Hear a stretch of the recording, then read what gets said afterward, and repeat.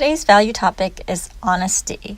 There's something really brilliant and brutal about honesty, especially if you ever had a chance to spend time with young children who have no filter because they ask their questions or point out things and say the things that really come to mind.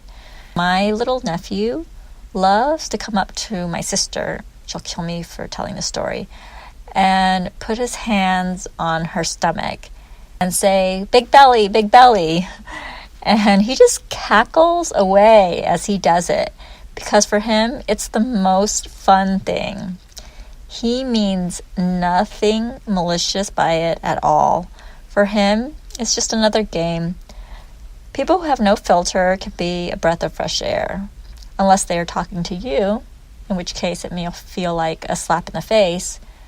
But sometimes that's the beauty of having someone new in our life who has no context.